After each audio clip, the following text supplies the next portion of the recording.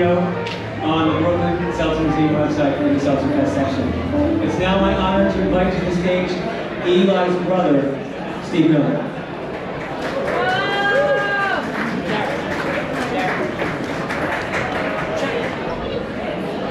Hi, everybody. Can you hear me now?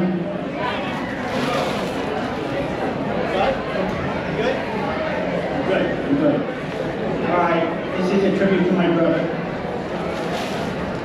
I want to first take this opportunity to thank Barry Joseph, my son Jared, Alex Gumberg, the Gumberg family, and everyone involved with this wonderful historic Brooklyn Museum, Seltzer Museum, and the great yearly Brooklyn SeltzerFest.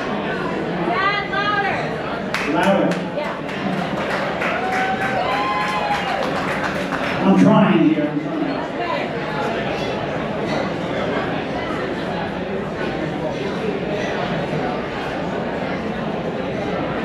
I would like to today honor the unique group of men that have earned their place in history for providing that magical elixir known as seltzer to their customers throughout the past 50 or more years.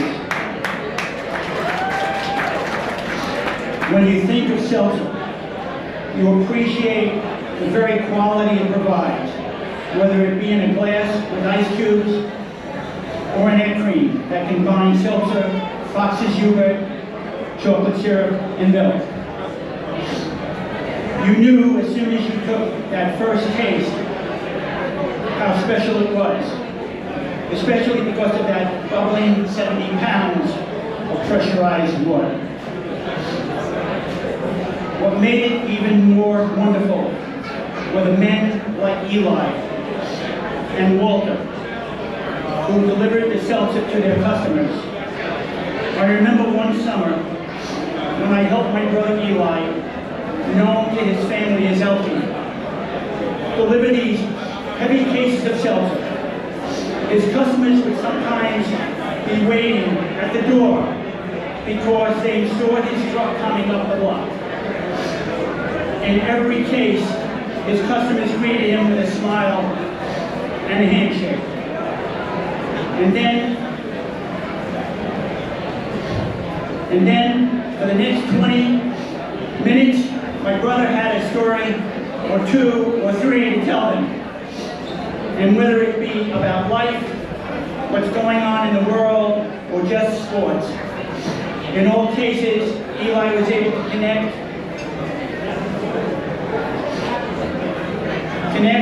and treat his customers as if they were part of his family. He knew his customers well, and along with the names of their children and grandchildren.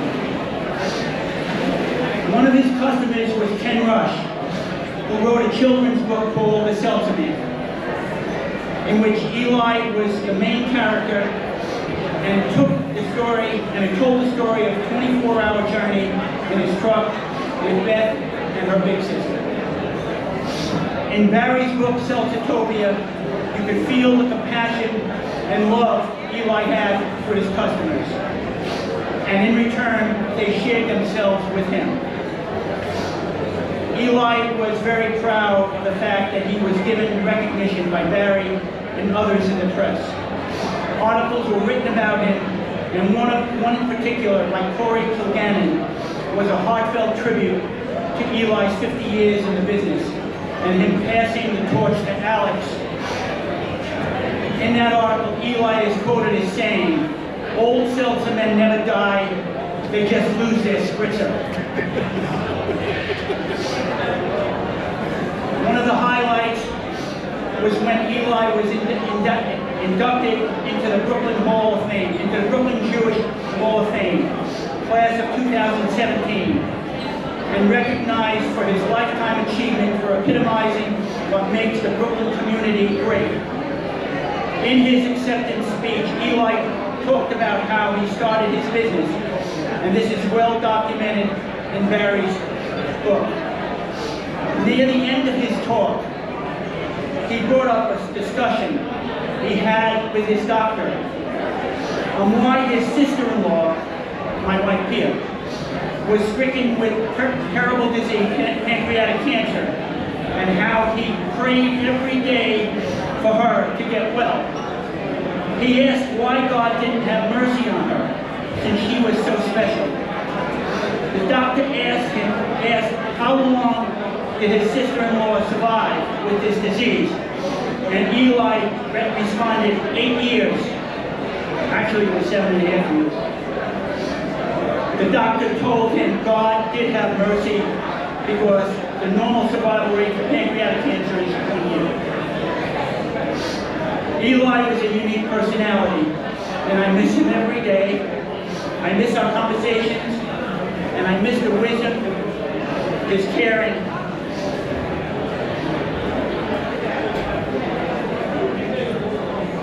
and his love of his family.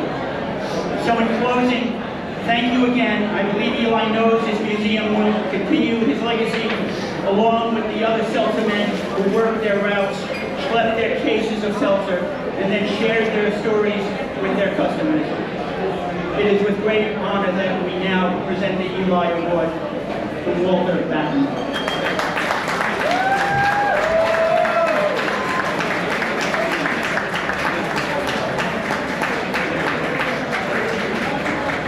Those were beautiful words. Would you like Brother Steve to give him a round of applause again? Thank you, Steve. Eli may no longer be with us, but his spirit lives on. And the Spirit of Eli Award is about recognizing one of those people who are carrying on that spirit. And the person we're honoring today is Walter Backerman. It is my great pleasure, please, to introduce you to Walter, and then bring him to the stage.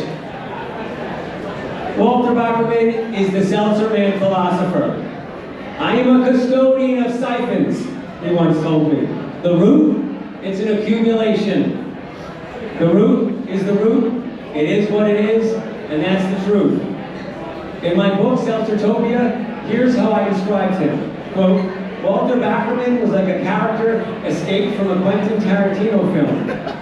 Brutally honest, full of chutzpah, with a charismatic power to spin dramatic stories packed with unexpected life lessons. For my book's research, I spent 7 hours with him, traveling the city, seated next to him in his seltzer van, driving his route from Manhattan to the Bronx to the Queens. During that time, all I did was ask him 11 questions. 7 hours, 11 questions. And I just listened. I listened to his tales of a seltzer man that went back 3 generations. I learned how he was born in the Bronx, but for only a year, after his building was torn down for the Cross Bronx Expressway. Thank you, Robert Moses. He moved to Queens, where he lived for the last 71 years. I listened to stories about customers, from regular guys to the famous. Most importantly, I listened to the pride he has in his own words, to all who have played custodian for the next generation. Responsible for the bottles, the roots, and the customers passed down from one generation to another. When we had to decide the first recipient of the Eli, it wasn't hard to land on Walter. He represents New York, contains the history of our great city, and he represents a family that has been working its streets, schlepping seltzer for over 100 years. When we told him he would be the first recipient of the Eli, we only gave him 3 conditions. No cursing, don't trash anyone, and only 5 minutes. He said, 5 minutes? I can talk all day. I know. For 7 hours, I know. So afterwards, please go to the Eli table by the elevator to chat with Walter, because we're only giving him 5 minutes up here, and ask for a signature and hear those stories. But now, I should also share, just so you know, this is all agreed to, his wife in the front row has 2 signs. One says 1 minute left, and one says 30 seconds left. With Walter's agreement, at 5 minutes, we're going to hear Lou Reed's famous "And Cream" song, only if he's still talking. And that song, like at the Oscars, will get louder and louder. all done with love and respect. It is now with great delight that we ask Steve Miller to honor the spirit of his brother by presenting this inaugural Eli to Walter Backerman. Walter, please come on up.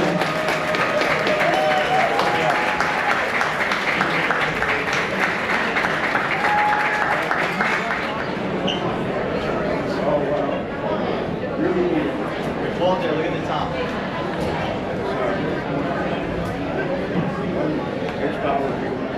Met someone in 2000 armed with nothing more than a microphone and what it looked like a shaving kit. And met me at 6 in the morning. He stayed with me till 8 in the evening. And even me, I have to admit, for the first time in my life at that time, I felt it go in my throat. And when I asked the producer, Joe Richmond, how many hours we actually recorded, because I feel it, he said 8 hours of audio. But those 8 hours with his talent, we compressed down to 8 minutes, and it still lives to this day as a teaching instrument, reflecting the history of the business and my customers. Now, what makes this life special, being a seltzer man, is that you're not just delivering the product, as Mrs. Bliss said at that time when we did NPR, you're sharing people's lives. You enter their homes and you become part of their lives. There were people I delivered to for 60 years, still to this day, in the same spot, in the same hours. And it's not that incredible considering that my grandfather, in 1919, started with a horse and wagon and delivered to Lower East Side. And still to this day, some of the farmers are on my route. And how the route continued was when my father, who was not his son, obviously, his son-in-law, my mother was the Seltzer man. He met my mother at the Newark Slow Dance in 1942, and they were soon married. By the war's end, they had 2 kids, and my father was a master sergeant. They wanted to continue doing the route. They wanted to go on to become an officer, but my mother didn't like the life of the military. So he came home, a decorated war hero. The streets weren't paved with gold. They were filled with frustration, and we had 2 kids we had to support. So my grandfather, Jake, who was basically the Lower East Side Seltzer man, knew of a route for sale in the Virgin Borough of the Bronx, and he lent my father $12,000, which is an extraordinary amount of money in 1945, but the routes were productive and they made money. And my father, what he did was to build that route up. He went, in fact, my first delivery was in April of 1953, and I was 6 months old. After a hard day of delivery, my father came home to my mother, and my mother and him pushed me in my baby carriage while my father rang doorbells, soliciting business and building a route out. And my father kept doing that route for as long as I can remember. Until, in fact, eventually bad health, poor health, made me give up the route. And one day I came back from a life of enjoying myself, traveling through Europe without communication at home. And I found that my father had suffered a very bad fall. He collapsed because he had emphysema. And the routes in those years were big, and my father had helpers who were unreliable. And the idea of him going to route one day and collapsing was something I couldn't deal with. I was going to go to law school in the fall, and I told my father, you know what? I'm going to put my plans on hold until we get it together.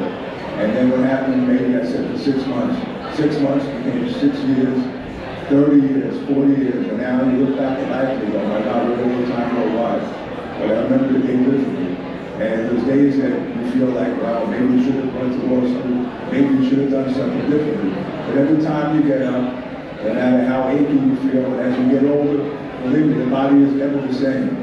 There was a case that weighed 65 pounds and weighs 100. But you get up, and even if you can't move, even if you feel like you want to go back to bed, what you do is, it's like the Tin Man and the Wizard of Oz. First I put a little oil in my mouth to get it moving, which is never really a problem. Then I start to put some oil in my body and I start going. And then I move out of the house. And laying still and saying that I'm going to go to sleep and lay back. You get up, and once you get moving around, once you meet the first customer, once you see the first transaction, once you collect the first dollar, once you know that you did what you're supposed to do, you feel happy. And so what I can say is that There are other people who do more. There are people that caught the disease. There are people that fly to the moon. And I've met these people. There are people that could create a whole world, a universe around them. And I've met them too. And each person, they got to do whatever they got to do. And me, I'm a Seltzer man, tried and true, and proud to be one. I may not be the richest guy on the street, but you know what? I'm rich in memories. All the people I can tell you, they would fill books, and couldn't fill books, and should fill books, and the one day go. And I can say I enjoyed it. And it's time now for me to get off the stage.